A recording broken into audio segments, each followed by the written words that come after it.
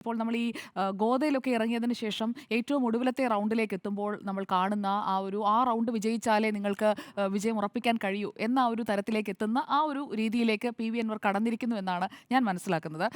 അതോടൊപ്പം തന്നെ ഇടതുപക്ഷവും അതേ ലൈനിലേക്ക് പോവുകയാണ്. ഇന്ന് എം.വി. ഗോവിന്ദൻ പറഞ്ഞ ഒരു സ്റ്റേറ്റ്മെന്റ് ഉണ്ട്. ഇപ്പോൾ ഭരണവിരുദ്ധ വികാരം 140 മണ്ഡലത്തിലും ഉണ്ടാകും എന്ന് പൊതുവെ നമുക്ക് പറഞ്ഞു പോകാമെങ്കിലും നിലമ്പൂരിൽ അതെങ്ങനെയാകും എന്നതാണ്. കാരണം ഭരണപക്ഷ എം.എൽ.എ രാജിവെച്ചതിന് ശേഷം നടക്കുന്ന തെരഞ്ഞെടുപ്പാണ്. എന്നിട്ട് ആ ഭരണപക്ഷ എം.എൽ.എ നേരെ വന്ന് അതായത് ഭരണപക്ഷത്തെ പാർട്ടിക്കെതിരെ മത്സരിക്കുകയാണ് മറുഭാഗത്ത് നിന്നുകൊണ്ട്. അതോടൊപ്പം തന്നെ പ്രതിപക്ഷത്ത് നിന്നുള്ള മത്സരവും നേരിടേണ്ടി വരികയാണ്.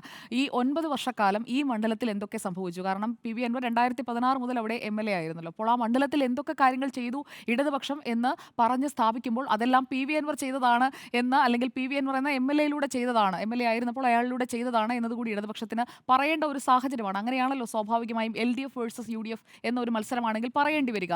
ഈ 9 വർഷക്കാലം ഞങ്ങൾ ഈ മണ്ഡലത്തിൽ ഇന്ന കാര്യങ്ങൾ ചെയ്തു. ആ മണ്ഡലത്തിലെ ഇപ്പോൾ നമ്മൾ ആകാശ ദൃശ്യങ്ങളൊക്കെ കാണുമ്പോൾ നിലമ്പൂരിൽ നല്ല റോഡുകളൊക്കെ ഉണ്ട്. അപ്പോൾ അതൊക്കെ ചെയ്തത് പി.വി. അൻവർ എം.എൽ.എ ആയിരിക്കുമ്പോൾ ഇടതുപക്ഷമാണ് എന്ന് സമർത്ഥിക്കുമ്പോൾ ആ എം.എൽ.എ എവിടെ?